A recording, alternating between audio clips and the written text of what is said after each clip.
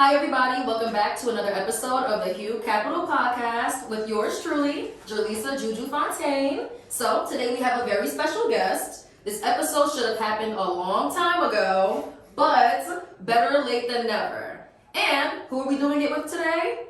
Anthony Williams. So, first things first, Anthony possesses a couple of titles, so bear with me. By trade, he is a wealth management advisor. And on top of that, he is the Director for Growth and Development, both through Northwestern Mutual. And if any of you are finance junkies, I know you heard of Northwestern Mutual before. Very prominent company. So you know he's doing well for himself. Shout outs to you. Now, there's a third title that he possesses, and we'll talk about it a little later. See that face he's making?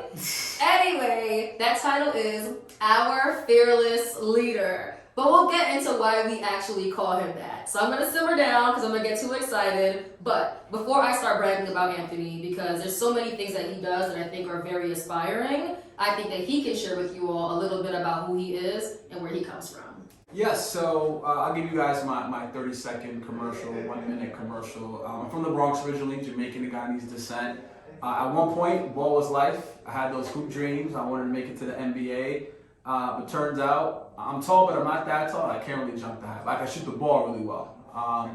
And so decided to just hang up my hoop dreams. Before I got to college, I went to Howard University in the DC area. So shout out to my HBCU, shout out to my Howard Bison. And I actually got an early start to my career. I started my career when I was 18, 19 years old as an intern within the company. I was fortunate enough to be the #1 financial advisor on the East Coast for a few years in a row, graduated being top 10. And then I moved to New York City in 2018. 2018, moved back to New York City, working on the financial district office. And then I felt a bit disconnected with where I was working versus who I was working with. I'm in the business building black wealth and have a $5 trillion mission and vision. I'll talk to you guys more about that later on. And I pretty much identified an area that was underserved. I chose Harlem as a starting point and had the company give me over 7 figures to essentially start the office, and that's where the title of Director of Growth and Development comes from. Outside of the financial planning stuff, I'm a huge, self-help junkie. I have a meditation practice, workout often, I still hoop to this day. And if you think about me as a person, I consider myself a connector, entrepreneur. I just have to be a financial planner. I really love the work that I do, and then always look for opportunities to give back, be a resource, and then just make things happen. And so, again, I could probably go on for another 10 more minutes about what I do, my background, but I'd love to just have Juju take it away with some of the questions she'll be asking me. And that was the reason why I didn't introduce him, because honestly, who could tell that story better than the person who's actually living it? You get me? So snaps to that. That was amazing. Thank you.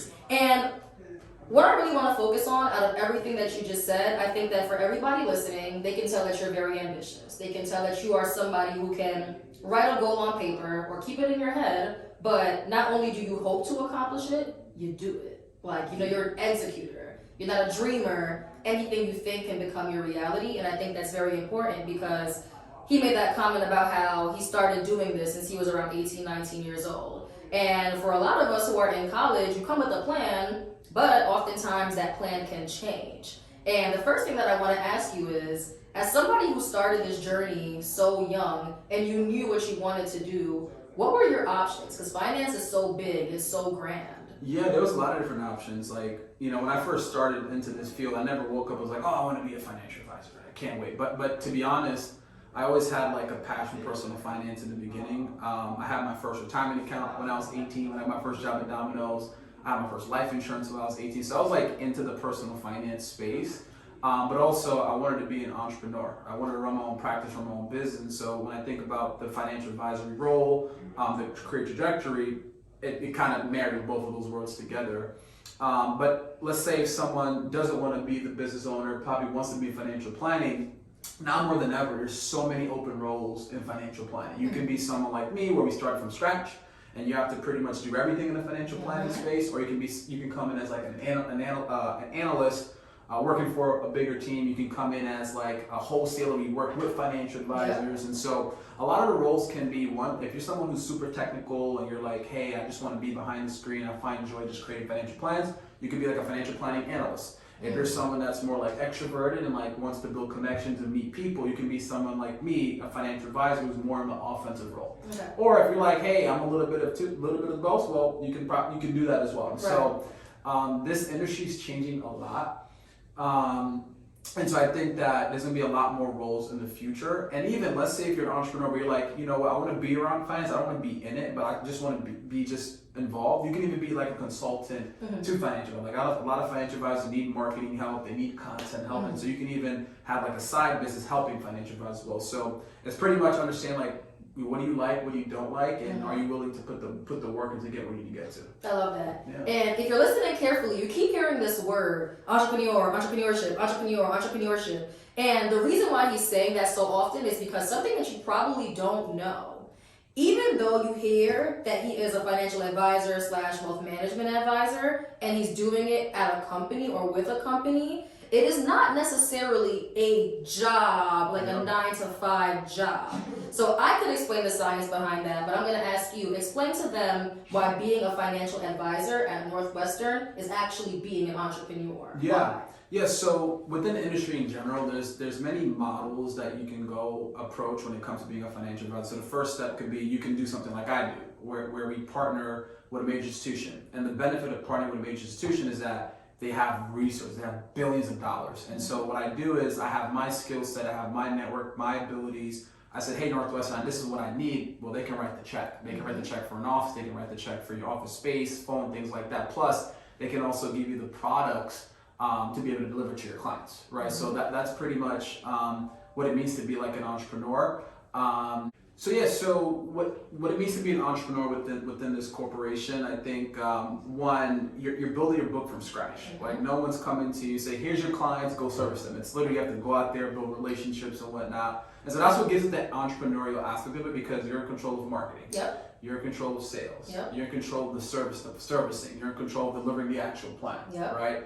And so that's what's considered entrepreneurial. If I didn't want to do that, I could have easily gone to work with another established financial advisor, maybe just do the seat talking to the clients, right? And so the way the industry works, again, you can either be someone that partners with a major company, you can go out solo, or you can pretty much work a part of a team that's probably been doing it for like 15 to 20 years. It just depends on your temperament, depends on where you are in life and stuff like that. And so I was fortunate enough to start super early, take on all that risk up front. I love that. So if I had to sum that up, and you can correct me or add wherever you want to.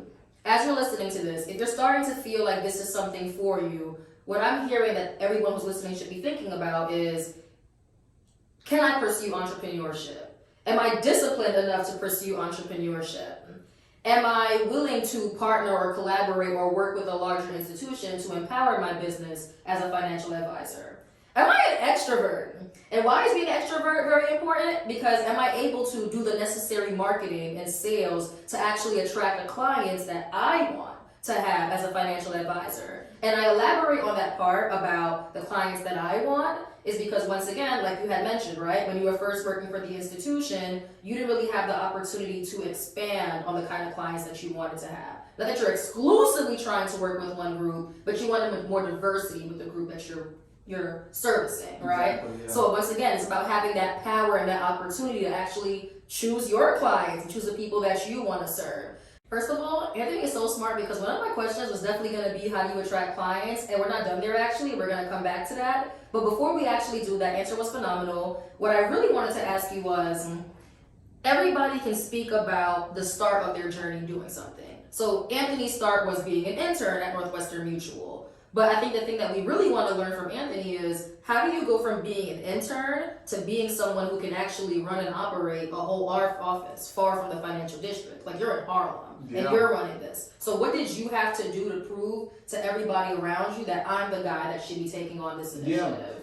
Yeah, so I mean, I can tell you this, it's a lot of hard work. You know, hard work pays off. And so I made a lot of sacrifices too. Like when I was in undergrad, you know, I was that type of individual where I had work study, I was a part of organizations, and on top of all those obligations were done, I was still taking appointments like 6 o'clock, 7 o'clock, 8 o'clock, and it would be like I would do meetings on Saturday and Sunday, and so like I put in a lot of work up front, and that led to me having the accolade. That's why I was able to be #1 on the East Coast for a few years in a row. I was able to be top 10 in the country, and so I felt like the kind of the work got me the success. Then you got the success, then it's like, hey, listen, like I already know what I'm doing. You guys need to give me the opportunity. And then on top of that, I also have mentors as well. Good. And I know, not sure if you probably touched on this many times, but having mentors was so important. So I was able to learn from my mentor, and he's a Chinese advisor, he's an Asian advisor, so he kind of did the same thing for his community. And I learned from him as to what not to do. Also experienced him going through his growing pains where it's like, okay, I probably don't want to do this. I probably want to do this. So be able to have that guidance gives me that confidence. Plus also the accolades just made it easy for me to like make a base case. And then also having the right team too, right? Because if I would have pitched the company, hey, we got to go here, I'm going to do it solo.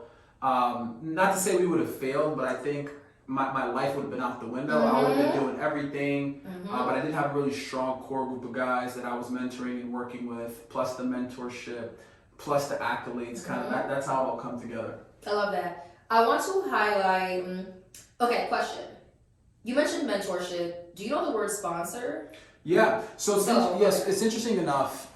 Being in this type of space, the entrepreneurial route, it's like, it's an untraditional type of role that you're undertaking. And so in my field, it's not really about mentor, but I've also learned about sponsors. Talk about where it's kind of like you have people that are talking about you in rooms where they're looking to make decisions. And the way I think about sponsorship is that you got to find that person that's willing to like one, give back and willing to teach you the role, but also have the confidence in you to say, hey, listen, I want Juju to be in this role because of X, Y, and Z. And to be honest, I think like if I was in a corporate role, I probably would be like in the VP level right now or in the C-suite, because it's like it's honestly all about networking. And to be honest, if you have like that next level you want to get to, reach out to the individual. Like say, can I do a Zoom call with you, or can I take you out to coffee? Can we go to lunch? And honestly, you just talk to people, let them know what you're trying to do, and be curious in them. Like anybody would be willing to sponsor you. So it's so important to get sponsorship. Yep, and I knew you'd be able to answer that very well, because I feel like whenever you're talking to people about growth in their careers, everybody always emphasizes how important mentorship is. And even for me and myself, I didn't learn about sponsors until like maybe 3.5 years ago, and I was like, sounds like the same thing. But then someone really sat down and explained it to me the same way Anthony did, and I was like, oh, there actually is a significant difference between the impact of what each can do. So I feel like whether you are trying to take on the endeavor of being in this space or not, definitely consider, what does a mentor look like for me, and what does a sponsor look like for me? Agreed? Yeah, no, I agree. I agree, and I think also when you do approach like that potential sponsor or mentor, you got to be clear cut on what you want. Like you can't be someone that's like, I don't know. Maybe some people might be willing to mentor you, but it's like if you really want someone to stick up for you in these rooms and put their name on the line, you got to come correct. I love that. And you had made this comment in regards to your conversation with your mentor, and you had mentioned this thing about what you shouldn't do on this pursuit. So we're gonna have some fun real quick. We're gonna do, I never did this before, but we're gonna do like the do's and don'ts of like a variety of topics real quick. And honestly, that's all inspired by Anthony. Y'all know I've never done this before. So let's talk about it. So when it comes to doing this whole financial advisement thing and having your own office, what is a don't? I would say don't do it without a team. Okay. It's super key, because my mentor, he messed up was that he was like, solo, I'm going to just do this on my own. I'm gonna put the whole team on my shoulder, and we're gonna push through. And that led to him like, had a bunch of personal issues going on, impacting his relationships and whatnot. So I say, don't do it alone. I like that. And then when it comes to pitching why you should be the person responsible for this initiative, even though you said so many different things, what is the absolute do in pitching to them that you should be this person? So I would say do is talk about the accolades and talk about your results. So like some of the key things that they look for when it comes to like opening an office or starting an initiative is, okay, what is this person's track record? Okay. So we definitely had like an hour meeting, and then I talked about our accolades and people that I've recruited, kind of like my numbers when it comes to bringing in new clients, and also get in front of the right people too. Like do get in front of the right people, because of my relationship with my managing partner, he knows some people in the home office, and he spoke to somebody, and then it's like we got the right people in the room, and then we have the right, kind of like pitch package, if you will, and then we would execute on it. So that's what I think people should be doing. I like that. And even though there are financial advisors who are going out there networking and meeting people, for the financial advisors that are sitting at their desk and doing a lot of phone calls and a lot of LinkedIn and etc. in their office from 9 a.m. to like 7 p.m., what is an absolute no when it comes to their diet? Their diet. Oh. Caught you. I love that. Listen, I'm in that self-help space. Let's do it. So I'd say the diet. What you shouldn't do with your diet is you should not eat things that can potentially slow you down. Okay. Right. I also think that this is me personally, but like I don't order out. Like I don't really order food to the office. Like I'm not eating any junk food throughout the day. I'm not eating like Popeyes, Burger King, whatever. Because when I used to do it, it used to slow me down. I used to eat it. I feel a bit groggy, whatever. But now I just order a meal prep service, and that drink's in my fridge. Fire. I'm doing back to back. I come out, throw in the microwave for like 5 minutes, boom, eat it. I'm done eating in 15 minutes. I'm able to get back to being productive. And so I think it's just don't eat that junk food throughout the day, and also try to regulate your caffeine too. Like you should probably take all your caffeine before like 12 o'clock. Because caffeine does impact sleep, but that's like a whole separate, like something I just learned as a recent, but a whole separate topic when it comes to caffeine intake. But I think it's just, again, watch what goes into your body. I love that. Also, I do want to highlight that the reason why that is so responsible of him to say that he has like a meal prep service that gives him his healthy foods or his well-meaning foods. There's a pizza shop across the street. There's Popeyes across the street. There's a deli somewhere near here as well. Yeah. There's an IHOP around the corner, I think. There's There's like everything around the corner. So I just want to remind you all how hard that is, and that's the reason why I asked that question. And if you work from home at your desk all day and you're not cooking and meal prepping, the answer also probably applies to you. Yeah. We're all suffering. Yeah, because it's like, whatever we put in your body is going to impact how you feel, how you perform, and it's like, it all comes full circle, so you got to be careful. Absolutely. Now that was a fun segment. I might actually do that again. That was pretty cool. I had more in my mind, but I have some other questions for Anthony, so we'll take a pause on that one. Now, I want to cycle back to, although I can sit here and investigate you about like budgeting and money handling and all those things for the office, I'm going to refrain from that for now, but I want to talk about your managerial style, right? Once again, he mentioned how he was at a different office where I'm sure you had a manager and you were just choosing to mentor and help people. But now in this role, no, he is actually the fearless leader of this office. So now we're coming back full circle. They call him their fearless leader. That's the reason why I put the AKA in there. But what is your managerial style? So when I hate the word managerial, manager, like to be honest, maybe that's what it is. But that's I call myself a leader in the office. And the reason I say leader is because I feel like managers, that term is like someone that's like, micromanaging and just kind of tell you things but not really learning more about you. And so I think my style, if you will, is really just understand like what's important to the person and like why they're here and like where they want to go, because I can't manage you to do what I want you to do, but I can lead you to where you want to go. If that makes sense. So it's a lot of like listening, if anything, and it's a lot of educating. And it's definitely just providing that environment of education. With listen, I know that you haven't been here for a little bit. Let's come up with some guidelines, come up with some accountability. Let's understand what you're trying to do. And so when I do challenge you, when I am saying something when I'm having that tough conversation with you, it's not like I'm coming out of the blue. It's like you told me you were trying to do X, but you're not doing X, and so like we got to fix it. And so that person won't feel animosity towards me because I'm challenging you on what you want to do. So I think it's much more like leading, listening, educating, but also challenging at the same time. Okay. Do you feel like there is an absolute no when it comes to like leadership and working with surplus of people? I think being selfish, to be honest, like being a leader, being a manager. I'm gonna keep doing that with manager. I hate that word. I think it's a lot of like you have to be willing to be selfish. You have to be willing to like take those late phone calls. You have to be willing to like show somebody how to do the actual work rather than just tell them how. You have to show them. Right. I think it's a lot of sacrifice, right? And if you're someone that's selfish and you don't like giving back, you don't like mentoring, nothing wrong with that, but maybe leadership, maybe management is not for you, right? So definitely some level of sacrifice that you have to do, but again, if that's in your long-term vision, if that makes you more fulfilled, then you're going to do what you need to do to be a better leader. I love that. And the reason why I asked that question for everybody listening is that typically when you're at a company, you kind of have like two different routes that you can take at that organization. You can do this thing called, once again, being a manager, aka a leader, or you can function as someone who is called an individual contributor. And if you're interested in being an individual contributor, reminder that you are not going to be someone responsible for managing a team or responsible for other people's livelihoods. You're just responsible for your projects, your initiatives, your tasks, and your work. It doesn't mean that you no longer work with other people. You are just not necessarily overseeing your own team. So you have an option. Like I said before, you can either go that route, or you can be like Anthony, where you are someone who is managing people and you're managing them on their journey of either individual success and your overall business or office success. Yeah. So that's a big deal.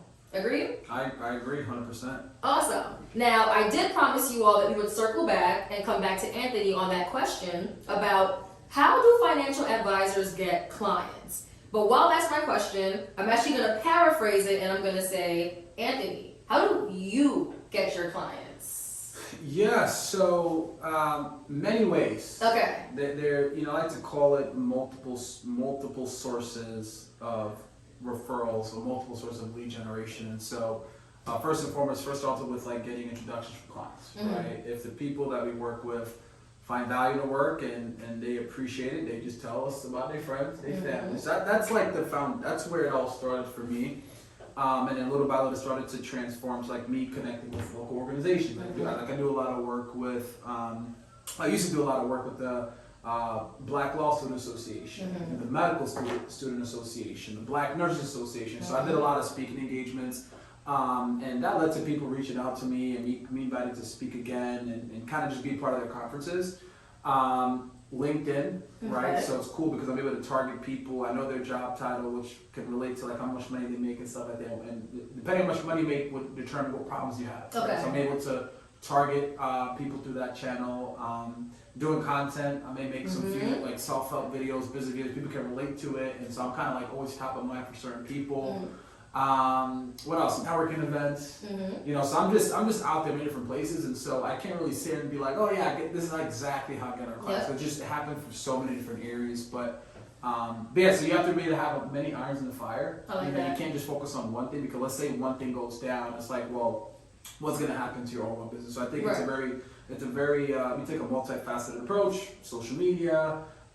We focus on website, we focus on speaking engagements, networking, like you name it, I'm probably there. I like that. And you made this comment about you can't only focus on one thing. And by one thing, he means like one population, one demographic, one group. But most businesses will probably ask you, what's your niche, right? Yeah. So if you had to say what your niche was, what is it? Yeah, so I'll explain to you. So I spent a lot of time working with business owners, business leaders, physicians, dentists, and attorneys. Okay. That's it. So if I had to categorize that, I would say business owners / entrepreneurs, or see, I don't want to say the word professionals because it's not the word. But yeah, it'd be like a VP at a company or managing director, so kind of someone that's more senior within the company. Yeah. Okay, so more or less senior professionals, if anything. Okay, so entrepreneurs, business owners, and senior professionals or medical practitioners and things like that. And then lawyers. And then the lawyer. Okay, don't forget the lawyers. That's right. Lawyers. Don't forget. In other words, he's targeting the big bucks.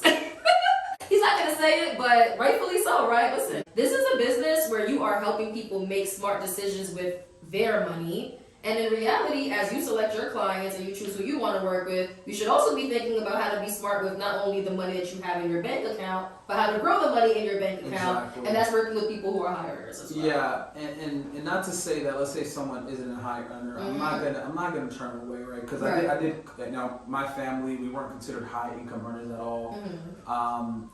But they would have benefited from working with someone like me. They probably would have educated my mom, hey, you probably shouldn't keep your child savings inside a bank account. You should probably have that invested. And so the way I approach it is like anybody can work with us. We do have our preferred clientele, but if someone is willing and able and serious about planning, we're gonna treat them the best way possible. And also there's other financial advisors within our entire system. So like maybe someone may not be an ideal fit for me, but maybe might be an ideal fit for someone that maybe is a little bit less tenured than I am in the business. I love that. And before we get towards near the end of the episode, and yeah, I hate to say it, but we are getting to that point because we had Anthony here for a while. I want you to, and I should have asked this earlier, because once again, even though we hear the term financial advisor or wealth management advisor, we think that we know exactly what that encompasses. But like, walk us through. My name is Jurlisa Fontaine, Juju, and I am a intellectual property lawyer making the big bucks, right? And I tell you, I have all this money and I don't know what I'm supposed to be doing with it. Walk me through a couple of things that you know that person should have, and if they don't have it, how do you tell them why they should do it? Yeah, so that's a tough question. Yeah, there's so much, yeah. And the reason why it's tough is because, we have to think through the process, right? So I'll answer by just saying what's the process that they should take to understand what they should do. Okay. And then, you guys can use your imagination what that could potentially look like. Because being a licensed financial advisor, it's like, I'm not giving advice, because technically if you take my advice and you do it and you blow things up, I'm out the industry. I'd rather not. But I think first step would be, one, I'm really understanding the vision. Okay. Right? Like, where does this person want to go in the next 3 to 5 years, Okay. the next 10 plus years? Like, so that's the first thing. The second thing is really understand values. Okay. Like, what do you care about? Are you someone that cares about family? Are you someone that's going to take care of your mom and dad? Do you have children? Like, what do you really care about? And then also, what are the tangible goals? The tangible goals be like, hey, I want to buy real estate. I want to invest into the stock market, or I want to reduce my taxes. So we have like those tangible goals, and once we understand those pieces, then we can go ahead and create a plan to help you get there, right? And so let's just say that attorney is making a ton of money. Maybe their goals may be, hey, listen, I want to pay down some debt, or I want to build a real estate portfolio for us to for me to be able to have flexibility outside my career. So I tell people there's four buckets of money. Okay. I'll give you guys some education here. There's 4 buckets of money. The first bucket you have is like your 1 to 2 year money. That's like money you don't touch, or you don't invest. Sorry, you don't invest it because you need that money for like a house purchase. Yep. You need that money for like buying a certification, or maybe need that money for vacation. So anything within 2 years, you keep that thing in cash. Anything that's 2+ years out, you may want to consider investing. There's a lot of investments out there. You have mutual funds, you have stocks, you have bonds, you have ETFs, index. Like, I could probably go on all day about that stuff. So 2+ year, you want to make money because if you get the money in the bank, it's not really growing for you. That's true. Right? And now, over the last 2-3 years, people know what inflation is. Yep. So I used to ask people what inflation was like 5 years ago. They'd be like, I don't know. What is inflation? Now I'm like, yeah, inflation. I get it. So that's why you want to have 2+ years out, invest your money. You have your 10+ year savings, so pretty much accounts that are meant to, you got to touch in 10 years or more. And then you have your 59.5 year, which is pretty much your retirement bucket of money. So depending on what your goals are, what your vision is, kind of like what you value, will then determine how much you put in each area. I love that. Honestly speaking, that's exactly what I wanted you to say. I didn't know there was a theme, this whole 4 buckets of money thing. But when I think about financial advisors, I think about retirement, I think about getting rid of debt, I think about stock investments and just making sure that I have a portfolio and just helping me along that journey in terms of what the heck am I supposed to do with this money. But once again, that's why I don't give this advice, that's what he does. Yep. Anyway, so as you all know, there's always a question that I have at the end of every interview, but before I ask that question, I have to ask this because Howard people are very extra. What was your favorite Howard memory? Oh, that's easy. That's easy. This Howard memory was, I'm not sure if it counts, but it's going to count. This is when I decided to go to Howard. So this was back in 2013, 2012, I forget. This is when 2 Chainz was like popping. This is when Drake was popping or kind of on the come up, and he went to the Howard homecoming. Fire. And so Fire. So I never thought about HBCU or Howard or anything like that. My best friend just went there, and I was like, he's like, Aunt, come by, check it out. I go to the homecoming, I see Drake on the stage. That's I see fire. 2 Chainz. As soon as they come out, everybody rushes to the stage.